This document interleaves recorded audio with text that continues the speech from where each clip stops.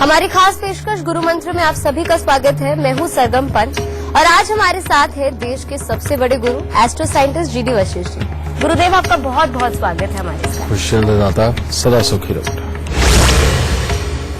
आपने फिल्मों में कई बार देखा होगा कि एक बहुत बड़ा राजा था जिसके पास महल था, बड़ी सी लंबी सी गाड़ी थी, एक खुशहाल परिवार था। लेकिन रातों रात उसके साथ कुछ ऐसा हुआ, कुछ ऐसा घटित हुआ कि उसके पूरे जीवन ही बदल गया। वो महल से सड़क पे आ गया। और अगर मैं आपसे कहूँ कि ये कहानी फिल्म की नहीं पर एक असल इंसान की है तो क्या आप मानेंगे? आप खुद ही सोचिए, एक ऐसा व्यक्ति जिसके पास सब कुछ था, जिसके पास पैसा था, एक भरा पूरा परिवार था, खुशी थी, गाड़ी थी, रातों रात ऐसा क्या हुआ होगा कि उसकी पूरी जीवन ही बदल गया।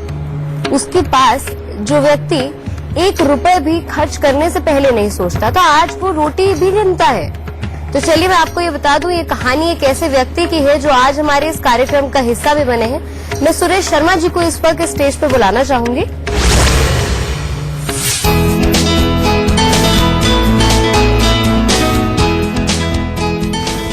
आपका बहुत बहुत स्वागत है इस कार्यक्रम में सुरेश जी।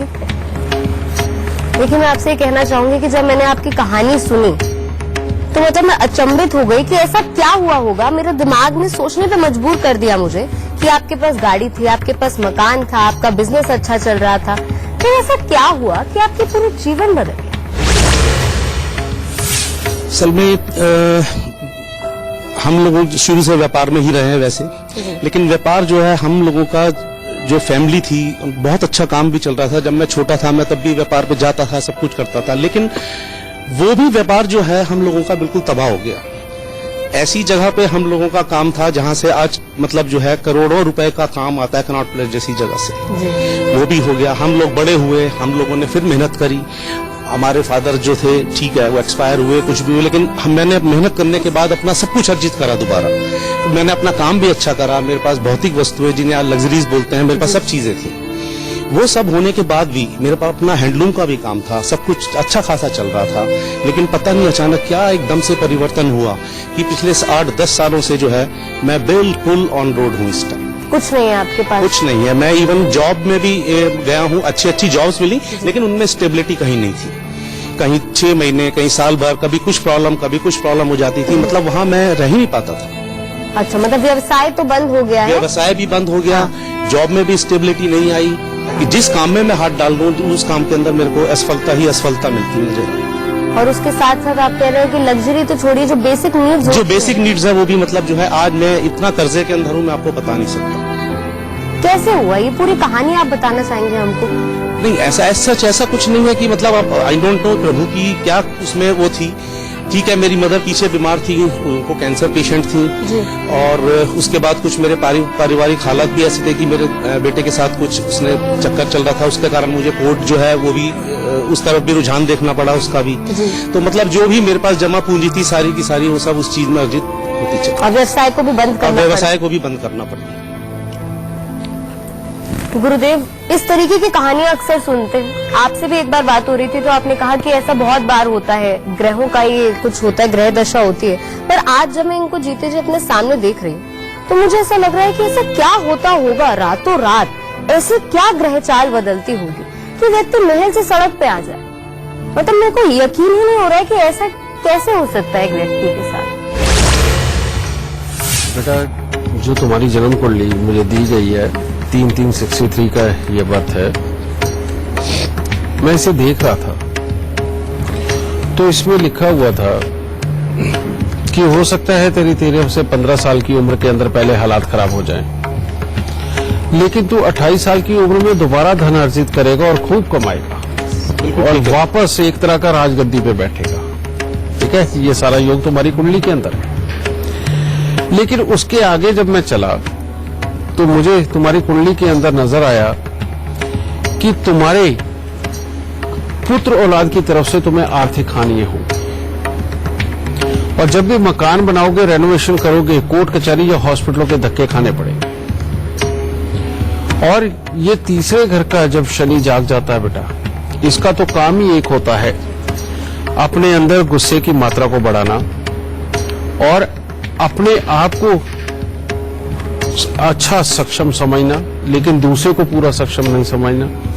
फिर धीरे धीरे करके ऐसे हालात खड़े करना कि दुनिया तुम्हें रईस समझे, पर तुम्हें पता होगा कि तुम अपने गुजारे कैसे कर। बिल्कुल ठीक है, समझ गए? ये हालात पैदा होना।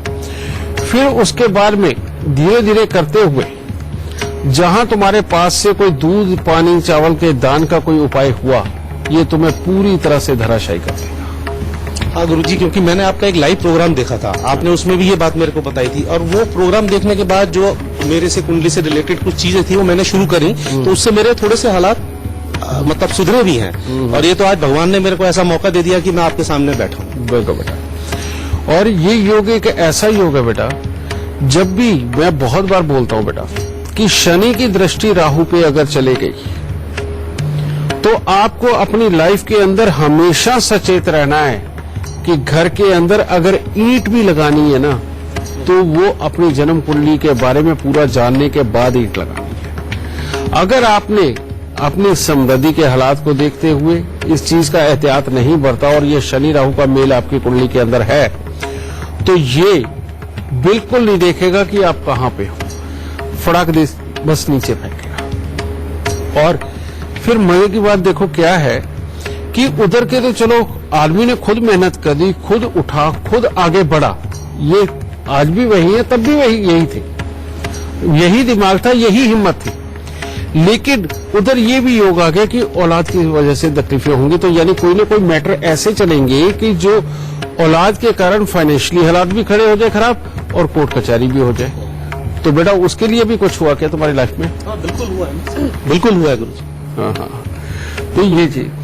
और मकान बनने के बाद किस तरह के तुम्हारे बुरे हालात खड़े हुए? मकान बनने के बाद तो गुरुजी ये था कि आप ये देखिए, साल भर मकान तो बिल्कुल बंद रहा, मैंने उसकी रुझान भी नहीं करा, जाके कोई रहा भी नहीं उसमें। ओहो, मतलब बंद रखना पड़ा मुझे साल भर। उस मकान का नंबर कितना था बेटा? नंबर तो खैर मुझे ध्यान नहीं, काफी टाइम हो गया। बिल्कुल, लेकिन वो ये है कि बस वो हालात फिर ऐसे आए कि उसको बेचना ही पड़ा बस। अब ये तो है ही, इसके साथ साथ ही जब इंसान इतनी चोट अपने दिल पे खाके बैठा होता है ना, तो आदमी में कुछ इस तरह की भी प्रवृत्ति बन जाती है कि वो दुनिया को ही तुच्छ समझने लगता है, खराब समझने लगता है, और जिसके कारण अपने अंदर लोगों के साथ आगे बढ़ के घुलने मिलने में भी दिक्कत आने लगती है।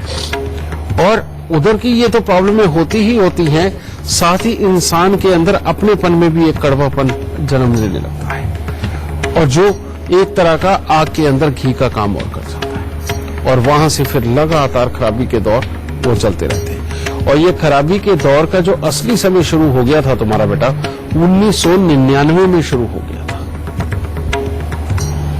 1999 से ये धीरे धीरे धीरे धीरे करके ये तुम्हें फंसाता ही चला गया, और उसके बाद आज जो दिन है वो तुम्हारे सामने है। ये सारा बेटा तुम्हारा काम किस चीज का रहा बेटा? मेरा हैंडलूम का काम था सर जी। बहुत अच्छे, तुम्हारे हैंडलूम के काम के अंदर दिक्कत नहीं थी बेटा। ये मैं आप सबको भी बताना चाहता हूं बेटा कि अपनी जन्म कुंडली दिखा के उसके अंदर महादशाओं का ज्ञान करना बेहद जरूरी है। जैसे ठीक है, इनको मैंने कहा कि इनकी 13 से 15 साल की उम्र में तकलीफें रही होंगी, वो ठीक है, माँ बाप के टाइम में आ गई। फिर इनकी कुंडली के अंदर 28 साल की उम्र से उठना लिखा था, वो भी हो गया। लेकिन इसके अंदर 1999 में एक महादशा है, जो इनकी कुंडली का सबसे बुरा योग था, वो आकर के खड़ा हो गया और उसने धीरे धीरे करके अपना रंग दिखाना शुरू कर दिया। और ऐसी अवस्था के अंदर आप देखो कि जो जन्म कुंडली में लिखा वही बीता। और अगर जन्म कुंडली ही सब कुछ होती है तो बेटा उसका तो कम से कम उसका ख्याल रख के चलो। अपने जीवन से ज्यादा जन्म कुंडली का ख्याल रखना जरूरी, क्योंकि आपकी जन्म कुंडली तो आपका जीवन है। बिल्कुल सही कह रहे हैं। और है क्या, ठीक है। और उस वक्त में अगर तुम मकान नहीं बनाते, जिसको तुमने कहा कि साल भर देखा तक भी नहीं, ठीक है, ठीक है, बिल्कुल नहीं। अगर बेटा वो मकान नहीं बनता तो आज तुम इस जगह पे नहीं होते, तुम्हारा जीवन कुछ और ही होता। आज मेरे पास सगम कम से कम भी, अगर मैं कहूं कम से कम भी कहूं तो 5-10 लोग ऐसे होंगे जिनको अगर मैंने एक बार कहा है ना कि तुमने मकान नहीं बनाना, तो वो आज तक किराए पे रहते हैं। और जितने में एक अच्छे खासे घर की विला की कॉस्ट चले जाती है, मंथली किस्त जाती होगी, उतना तो किराया दे के रहते हैं, यानी कि लाखों में किराया दे के रहते हैं, लेकिन उन्होंने कभी अपना मकान नहीं बनाया। मैं उन लोगों को भी जानता हूं जिन्होंने मेरे कहे से वो महीने का 8 लाख 10 लाख रुपए महीने का किराया तक भी देते, लेकिन उन्होंने कभी मकान नहीं बनाया। समझ गए बेटा, ये मकान बनाना एक ऐसी चीज है, ये शनि के ऊपर आधारित है सब। अगर जन्म कुंडली का शनि शुभ साफ अच्छा हो, इंसान के रोज ही घर बनते हैं और वो और फलता फूलता है। और अगर कहीं जन्म कुंडली के अंदर शनि थोड़ी सी खराब अवस्था के अंदर बैठा है, इधर मकान बनाया, उधर आदमी का क्यों पासा पलट गया, क्यों कोर्ट कचहरी, क्यों हॉस्पिटल, क्यों घर के अंदर के हालात खराब, क्यों औलाद के हालात खराब, बिल्कुल यही चीज, ये सब हुए, सब बिखर के रह जाता है। क्योंकि उसके बाद अपना बस कुछ नहीं चलता, बस फिर तो जो खेल खेलता है वो किस्मत खेलती है। एक और सवाल आपसे पूछना चाहूंगी सुरेश जी। कहते हैं कि जब बुरा वक्त आता है एक इंसान की जिंदगी में, तो पराये के अपने भी साथ छोड़ देते हैं। तो जब आपके जीवन में कठिनाई का समय आया, आर्थिक परेशानी आपको आई, बिल्कुल, तो क्या आपके साथ भी कुछ ऐसा हुआ कि कुछ दोस्त थे जिनको आपको लगा था कि ये साथ देंगे, या ये परिवार वाले थे और उन्होंने मुंह ही फेर लिया, ऐसा हुआ आपके साथ? बिल्कुल होता है जी, ये बिल्कुल, और ये सच्चाई है जी। या तो अब वैसे भी कलयुग है तो सच्चाई चल रही है इसके अंदर, तो हुआ है, बिल्कुल हुआ है मेरे साथ। ऐसे कुछ बिल्कुल, कोई शख्स ऐसे हैं कि जो दिखाते हैं कि भाई ठीक है हम आपके अपने हैं, लेकिन 10 बातें सुना के वो अलग कर देते हैं। आज आप मुसीबत में है, किसी के पास कुछ हेल्प के लिए जाएंगे, वो आपको 10 ज्ञान दे देंगे लेकिन हेल्प नहीं देंगे। हुआ है आपके साथ? 100% निजी तौर पर आपने 100% देखा है अपने आंखों के सामने कि कल तक आप तो उन पर ऐसे पैसे लुटाते थे, पर आपको जब जरूरत पड़ी तो उन लोगों ने मुड़ के भी नहीं देखा। कुछ है ऐसे। तो बुरा लगा आपको उस वक्त? देखिए, बुरा लगने की तो बात ऐसी होती है कि इंसान को उस वक्त भी यदि हम बुराई लेके सब कुछ चीजें समाज से दूर रह के चलेंगे तो फिर हम जिएंगे कैसे? ठीक है, उसमें हमें कंट्रोल करना पड़ता है हर चीज को, अपने गुस्से को भी, अपने पेशेंस को भी, हर चीज को पॉजिटिव नजरिए से देखना पड़ता है चीजों को। हम ये समझते हैं चलिए हमारे साथ हालात ही ऐसे हैं, जब होंगे ठीक तब सब ठीक हो जाएगा। ये वही दौर था जब अभी भी चल रहा है, बस मतलब समझ लीजिए फाइनल स्टेज ही है, लेकिन अभी भी मैं जूझ रहा हूँ उन चीजों से। गुरुदेव, आपसे जानना चाहूंगी, ऐसे कौन से योग होते हैं हमारी कुंडली में जो हमें कोर्ट कचहरी के चक्कर कटवाते हैं? योग तो ये बहुत प्रकार के होते हैं, लेकिन जो सबसे बड़ा योग है वो होता है जन्म कुंडली के अंदर शनि और राहु जब खराब होते हैं तो ये तो आम है, कोर्ट कचहरी या हॉस्पिटल करवा देते हैं। लेकिन इसके साथ में अगर बुध की भी खराबी हो गई या ये पापी ग्रह अगर वाकई बुध के घर के साथ में कंसर्न हो गए तो बेटा ये बहुत लंबे लंबे चक्कर चलते हैं। और सिर्फ इसके अंदर पैसे का ही नुकसान नहीं होता, अपने जो वकील होते हैं उनके ऊपर भी बहुत ज्यादा खर्चे करने पड़ते हैं और कई बार वकीलों की वजह से भी नुकसान के हालात पड़ते हैं। बिल्कुल ठीक है। बहुत सारी दुनिया ऐसे कहती है कि हमारे तो वकील ने ही हमें धोखा दे दिया, उसी ने फंसा दिया, उसने ऐसा कर दिया। बेटा वो ये योग होता है कि जिसके अंदर बुध भी खराब हो जाता है।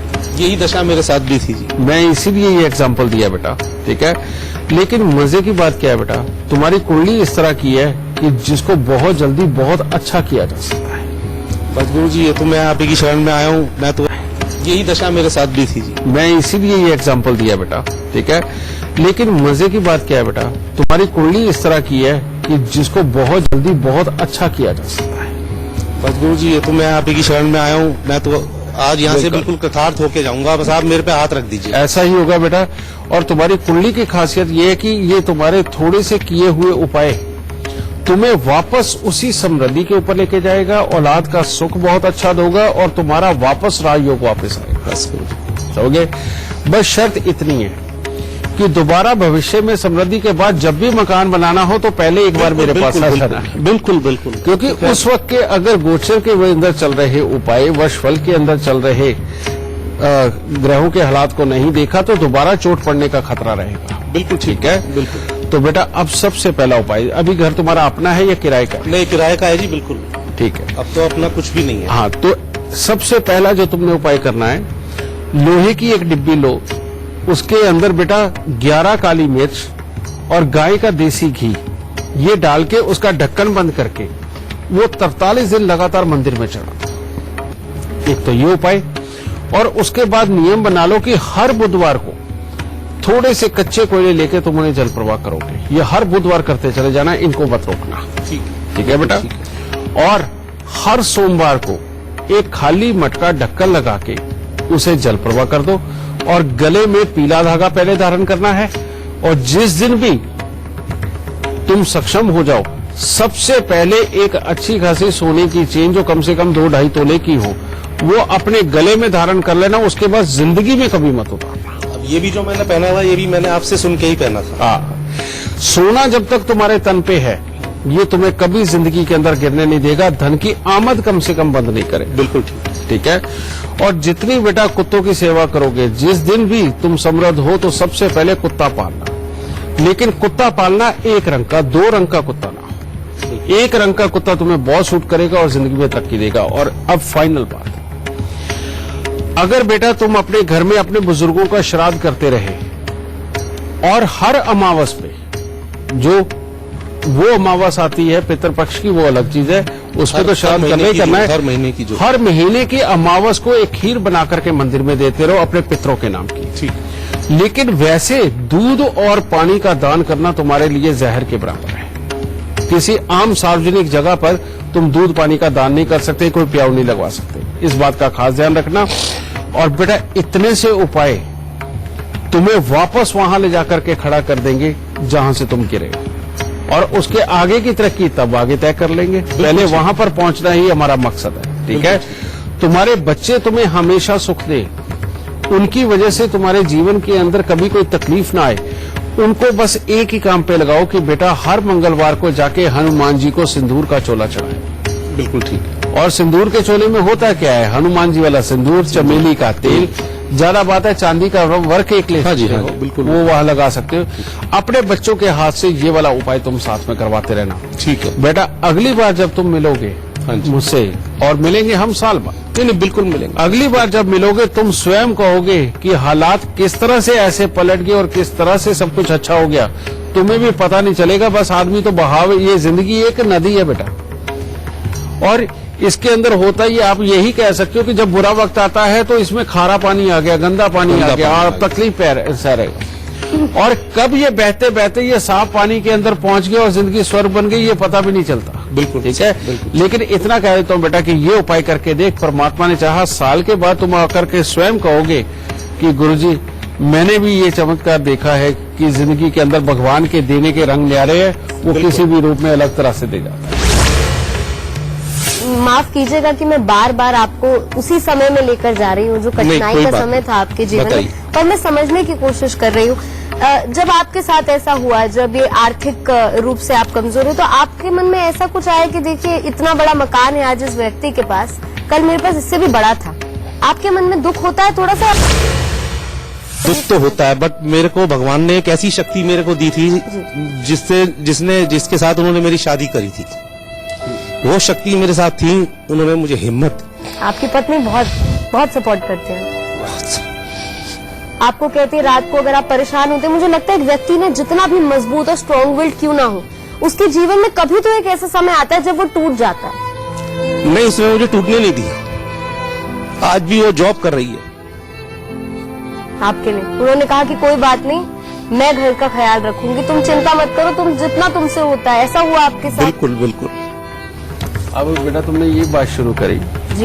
इनके जन्म कुंडली का अगर 7वां घर खोला जाए तो उसमें साफ लिखा आता है कि आपके अपने कामकाज में तो हालातों में तब्दीली हो सकती है, लेकिन आपका जीवन साथी के सुख बहुत ही प्यारे लिखे कि जीवन साथी के सुख बहुत मिलेंगे। ठीक है, वैचारिक तकरार भी हो सकती है, लेकिन उनके सुख इनको रहेंगे। यह चीज है, अपने आप ही देता परमात्मा। ठीक है। और बस ध्यान उन्हीं चीजों का रखना था जो मैंने पहले बताया। नहीं बिल्कुल जी, मैं बिल्कुल ध्यान रखूंगा और अब बस दोबारा ही आपसे मिलने आऊंगा अच्छे हालातों के साथ। परमात्मा ऐसा ही करे और बहुत जल्दी तुम अपने अच्छे हालात करके मेरे से मिलो बेटा। गुरुदेव, सुरेश जी की जो जिंदगी है, जैसे उन्होंने कहा कि अर्धांगिनी असल मायने में तो कह ही सकते हैं इनकी पत्नी को, पर क्या पत्नी का भाग्य पति के भाग्य को जगा सकता है? अगर इनके जैसी जन्म कुंडली हो तो इनकी कुंडली के अंदर शुक्र ऐसे स्थान पे बैठा हुआ जिसके अंदर कहते हैं कि ये जीवन साथी कोल्हू के बैल की तरह साथ देगा। वो स्वयं हो सकता है कि अपने ऊपर कामकाज की जगह पर प्रेशर भी महसूस करती हो, तकलीफ भी महसूस करती हो, और जो वो काम कर रही हो सकता है उसका करने का मन भी ना हो, लेकिन वो इनके लिए सब कुछ कर जाएगी। नहीं कर रही है। देखिए कई बार वो कमजोर पड़ती हैं। ये सच है बेटा, क्योंकि मैं इन कुड़ियों को रोज देखता हूँ बेटा, ये रोज हालातों को जांचता हूँ, समझे। ये ऐसा जीवन साथी वाकई में अपनी किस्मत में हो और ऐसा मिले तो बेटा और क्या चाहिए, ये बात तो ठीक है। लेकिन किया क्या जाए, वो ऊपर वाला है ना, वो कभी गर्मी कभी सर्दी कुछ न कुछ तो जीवन में लगाए ही रखता है। जीवन धरती पे तो भगवान भी आ जाए तो बेटा वो भी दुख पाए बिना नहीं रहते। बिल्कुल सही है, और हालात के साथ समझौता करना ही पड़ता है। एक और बात है गुरुदेव, आजकल का जो व्यक्ति है अपने आप को इतना ओवर स्मार्ट समझता है कि उसको लगता है हम इतने रैशनल है कि ये ज्योतिष शास्त्र क्या होता है। लेकिन सुरेश जी आज आप इधर आए हैं, आपने भी सब कुछ ऑब्वियसली प्रयास तो किया ही होगा काफी कुछ करने का, कि आपको कितना विश्वास है ज्योतिष शास्त्र? नहीं, मेरे को बहुत विश्वास है। जैसे अभी गुरुजी ने बताया कि जो ग्रह होते हैं ये अपने हिसाब से जो खराब है उनको सही करने का ही तो ये उपाय है सारे, और क्या। एक कहावत है बड़ी पुरानी, कहते या रा पे आ जाने या वाह पे आ जाने, यानी कि या तो जिस रास्ते पे आदमी हो उसको तब उसके बारे में पता होता है कि हाँ ये अच्छा बुरा सच या झूठ क्या है, या जिसका वास्ता पड़ा हो वो जानता है कि ये सच होता है या झूठ होता है। तो बात यही है बेटा, कोई भी किसी भी चीज को कुछ भी मान सकता है। आज से कुछ साल पहले अगर हम चले जाएं तो चांद पे जाना कल्पना थी, लेकिन आज है। बिल्कुल। आज चांद पे छोड़ो, आज मंगल पे, बृहस्पति पे, सब जगह जाने की कोशिश की जा रही है। पहले अगर किसी को अगर कह दिया जाता कि ये वाली बीमारी बड़ी घातक है, ये तो जान के साथ जाएगी, ये तो पहले की बात है। आज की डेट में तो कैंसर भी ठीक हो रहे बेटा, और सर्प भी का इलाज है। बिल्कुल बिल्कुल। बस जरूरत थी उसी पुराने ज्योतिष को जगाने की, जो हमने बखूबी कर लिया बेटा, ठीक है। और परमात्मा की दया से आज की डेट में रोज के हजारों लोग हमसे ये सुख की राह पूछते हैं, हम बताते हैं और वो सुखी होके आते हैं। तभी तो आज हम यहाँ हैं। और इतनी ज्यादा भीड़, यानी इतने लोग इसको मानने वाले हो गए हैं, उसको बखान करना भी मुश्किल है। तो चलिए अभी वक्त हो चला है एक छोटे से ब्रेक का, पर कहीं मत जाइएगा क्योंकि ब्रेक के बाद हमारे साथ एक और नए मेहमान जुड़ने वाले हैं और अपनी परेशानियों को भी वो हमारे साथ डिस्कस करेंगे। कहीं मत जाइएगा। ब्रेक के बाद आप सभी का स्वागत है। आप देख रहे हैं हमारी खास पेशकश गुरु मंत्र और मैं हूं आपके साथ सरगम पर। ये जीवन भी बड़ा विचित्र है, कभी ये परेशानी हमें देता है और कभी हमारे घर के किसी सदस्य की वजह से हम हमेशा परेशान रहते हैं। और ऐसी ही एक कहानी है एक ऐसे व्यक्ति की जो आज हमारे इस कार्यक्रम में हमारे इधर बतौर मेहमान बनकर आए हैं। मैं इस वक्त मंच पे आमंत्रित करना चाहूंगी अक्षत भटनागर को।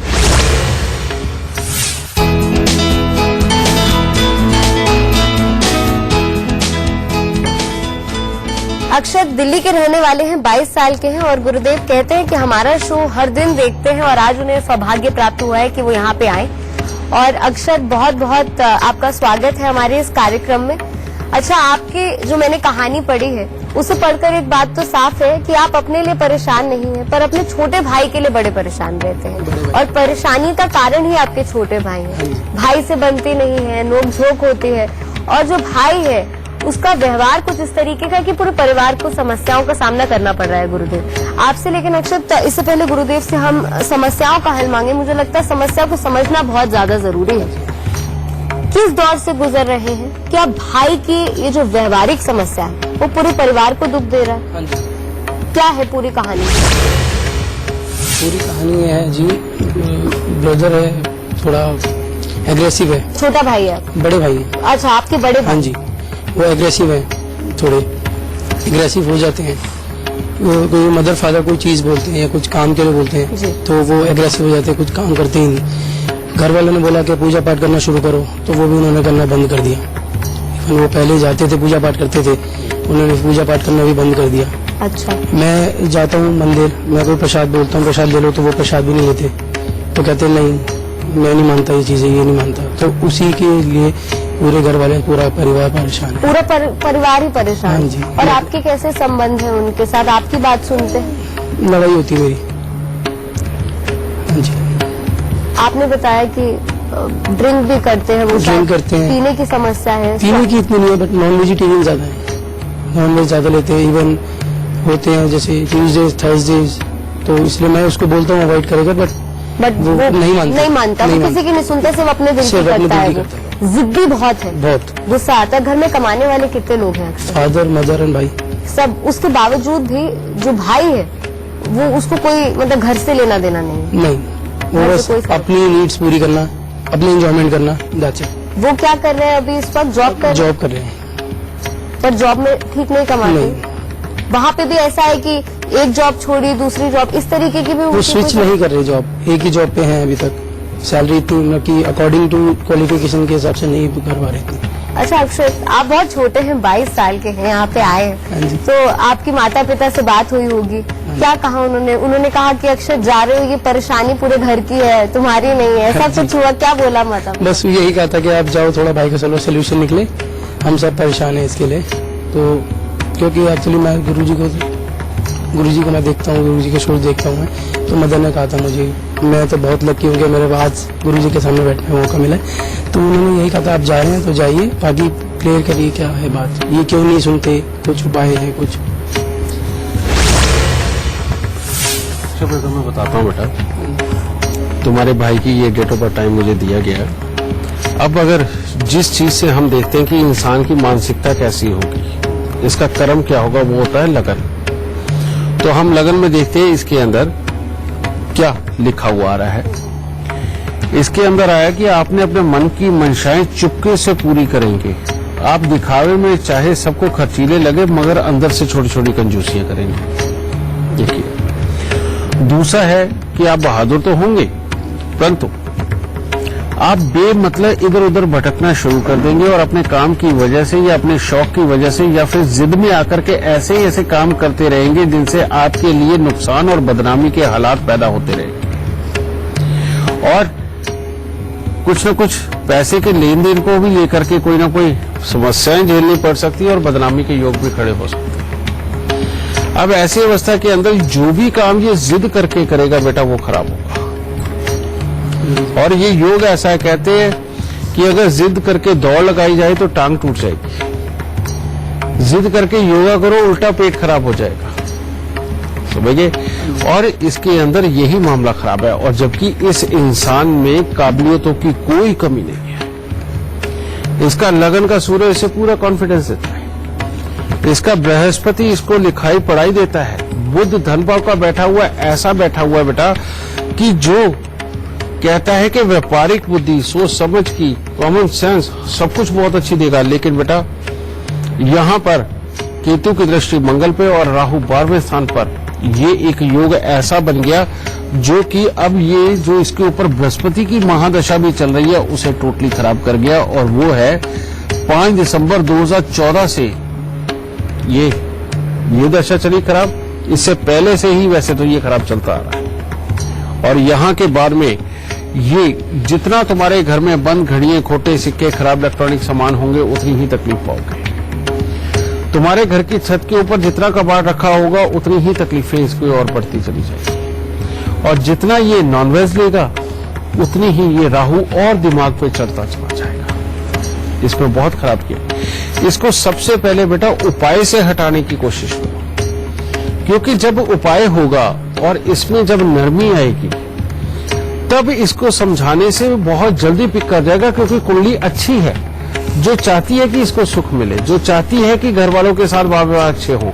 नहीं तो इसकी कुंडली के अंदर आने वाला जो समय है, वो कोर्ट कचहरियां भी उसमें हो सकती हैं और वकीलों के चक्कर भी पड़ेंगे, समझे।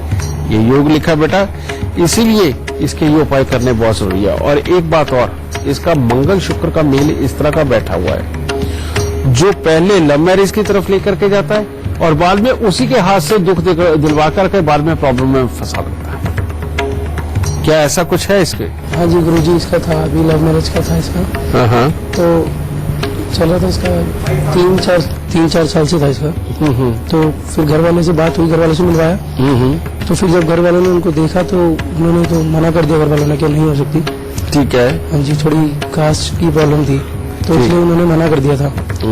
तो अब पता नहीं उसी चीज को लेके ये इतना अग्रेसिव हो रहा है, ये सब चीजों को ये। अच्छा, प्रॉब्लम वहीं से शुरू हुई। एग्रेसिव तो था पहले, हाँ, हाँ, अब थोड़ा ज्यादा हो गया। अब ये मतलब कि नॉन वेज और ड्रिंक विंक करने ज्यादा लग गया है। बेटा इसके लिए ये उपाय सबसे पहले करने बहुत जरूरी है, और वो सबसे पहला जो उपाय है वो यही है कि इसके वजन के 10वें हिस्से के कच्चे कोयले जल प्रवाह करने। दूसरा बेटा, हर रोज 3 केले मंदिर के अंदर देने, जो कम से कम 48 दिन देंगे, ठीक है। और तीसरा, इसके अंदर 12 शुक्रवार 700 ग्राम गेरू मिट्टी लेके उसको घास वाली जमीन के अंदर होना है, 12 शुक्रवार, ठीक है। और साथ ही इसके बेटा जितना ज्यादा गुड़ और गेहूं का दान हर रविवार को इसके हाथ से होगा, ये उसी कदर थोड़ा नरम पड़ता चला जाएगा और अच्छे पद पे आएगा, ठीक है। ये वाकई में ये अब थोड़ी देर से 2014 से ये खराब होना शुरू हुआ है, ये बढ़ गया है, लेकिन इन उपायों को करते ही हम इसको लाइन पे ला सकते हैं। और अगर किसी तरह से ये मान जाए और पन्ना धारण कर ले एक, ठीक है, तो बेटा उससे और ज्यादा जल्दी ये संभल जाएगा, ठीक है। ये चीज है, तुम्हारे घर पर जितने भी सूत ऊन निवार के गोले रखे हुए हों उनको खोल के फेंक दो, और कम से कम 20 से 25 किलो की चावल की बोरी एक लाके अपने घर के अंदर रखो, ताकि इसका दिमाग और ठंडा हो, ठीक है। जिस कमरे में ये सोता है, या तो चांदी के बर्तन में गंगा जल भर के वहां पे रखो, नहीं तो 20-25 किलो चावल की एक बोरी जिसकी की खुशबू इसके कमरे में फैलती रहे, ऐसा जरूर रखना बेटा। और वही चावलों की खुशबू के कारण ही इसका दिमाग अपने आप ठंडा होता चला जाएगा, और बहुत जल्दी तुम लोगों को इसके पास से सारे सुख वाले हालात मिलेंगे। और तुमने ये तो देखा होगा, ये काबिल बहुत है, हाँ जी गुरुजी। और जब करने लगता है तो मेहनत में भी कोई कमी नहीं है, इसके दिमाग भी अच्छा है, लेकिन सिर्फ इस एक योग के कारण सारी चोट पड़ रही है। और इसकी जो तुम्हारे साथ लड़ाई रहती है, उसके लिए मैं उपाय तुम्हें दूंगा। वो उपाय तुमने क्या करना है, हर मंगलवार को दूध में हलवा बनाकर मंदिर चढ़ा के बेटा वो गरीबों में बांट दो, भले थोड़ा सा खुद भी खा लो, ठीक है। ये उपाय तुम करोगे तो तुम्हें अपने भाई का सुख बहुत अच्छा मिलेगा। और ये वाले उपाय अगर इसके तुमने कर दिए तो परमात्मा की दया से ये दोष ही खत्म हो जाएगा। बस ध्यान ये रखना कि बंद घड़ियां, खोटे सिक्के, खराब इलेक्ट्रॉनिक सामान, जंग लगा लोहा, बरसात में भीगी लकड़ी, ये घर पे ना हो, और घर की छत पे कबाड़ बिल्कुल ना हो, ठीक है बेटा। इतना करके देखो, तुम्हें एक वाकई में बहुत अच्छा भाई जो तुमसे खो गया वो वापस आके मिलेगा, ठीक है। मैं आपसे पूछना चाहूंगी, बहुत सी बार हमने ऐसा देखा है कि अच्छे परिवार से ताल्लुक रखता है एक व्यक्ति, पढ़ा लिखा है, घर पे कोई आर्थिक समस्या भी नहीं है, फिर इस तरीके का व्यवहार क्यों हो जाता है कि वो घर वालों की सुनना नहीं चाहता, अड़ियल स्वभाव का, इतना गुस्सा आता है। ऐसे कौन से योग होते हैं जो एक व्यक्ति को ऐसा बनाता है? तो मैं तुम्हें एक बात बताता हूँ, ये जितनी दुनिया है ना, अब देख, सबके 2 हाथ हैं, 2 टांगे हैं, कान हैं, आंखें हैं, सारा कुछ तो इंसानों का इंसानों जैसा सेम है। सिर्फ इंसान को इंसान से अलग कौन करती है, उसकी सोच। और उसकी सोच बनाता कौन है, ऊपर बैठे ग्रह। ऊपर बैठे हुए ग्रह जब किसी का बुरा करते हैं तो हाथ से पकड़ के उससे बुरा नहीं करवाते, जब किसी का अच्छा करते हैं तो उसका हाथ पकड़ के उससे बुरा नहीं करवाते। वो क्या करते हैं, एक सोच बन के उसके दिमाग में आ जाते हैं। बस फिर वो इंसान के विचार ऐसे बनते हैं कि वो जिस चीज को सही समझता है बस वो करता है, समझ गए।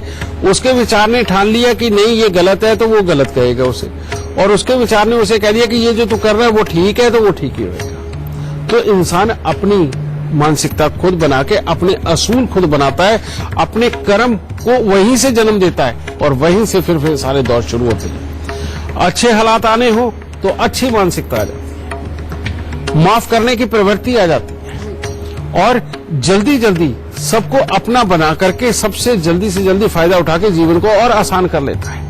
और वही जब बुरा वक्त आता है तो करता क्या, वो सबसे पहले घर से ही तो शुरुआत करता है कि घर के अंदर ही मानसिक तकरार होने लगते हैं, बातों में विभिन्नता आने लगती है, परिवार वालों के साथ नहीं मिलता। बाद में धीरे धीरे करके वही जब बाहर जाता है तो वहां पर भी वो घर वालों के साथ तोल के बाहर वालों को भी वैसे ही ट्रीट करने लगता है। तो वो सारा कुछ अपने आप बिगड़ता चला जाता है। ये बुरे वक्त की आमद हो, समझ गए। तो बेटा करते तो ये ग्रह ही है, लेकिन ग्रह आकर के दिमाग में सवार होते हैं। और इसीलिए मैं बार बार सबको बोलता हूं, कि बेटा सबसे पहले माफ करने की प्रवृत्ति अपना लो। और जिस इंसान के अंदर भी माफ करने की प्रवृत्ति आ गई, उसने सबसे पहले अपने बुरे ग्रहों का मुंह ही बंद कर दिया। एक तो ये। दूसरा सब्र अपना करके रखो। कभी भी जल्दबाजी में और गलत तरीके से किसी भी चीज को पाने की कोशिश मत करो। और जब भी कभी ऐसे हालात के अंदर जाओगे और गलत तरीके से या जल्दबाजी में पाने की कोशिश करोगे, चोट जरूर खाओगे, बुरा ग्रह आकर के हावी हो ही जाएगा। इसलिए सब्र और धैर्य बेहद जरूरी है। और तीसरी बात जो इस दुनिया में सबसे ज्यादा जरूरी है कि आप जिनके साथ पलकर बड़े हुए हैं, जिनके साथ पढ़ के आगे चले हैं, फैमिली के अंदर जिनके साथ रह के आपने सुख दुख सारा झेला है, यार दोस्त और रिश्तेदारी ये जितने हैं, इनमें से किसी को भी अपने कड़वे बोल की वजह से मत गवाओ। क्योंकि ये जितने लोग हैं बेटा, ये लोग नहीं है, सारा झेला है। यार दोस्त और रिश्तेदारी ये जितने हैं, इनमें से किसी को भी अपने कड़वे बोल की वजह से मत गवाओ। क्योंकि ये जितने लोग हैं बेटा, ये लोग नहीं है, ये तुम्हारी अब तक के जीवन की कमाई है, जिन लोगों को तुमने कमाया है।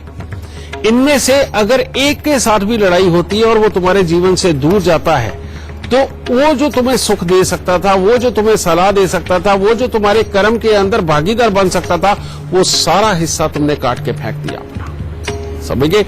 इसीलिए हर किसी को अपना बना के चलो, उसको अपना सुख दे के चलो और उसका सुख पाके चलो। समझ गए?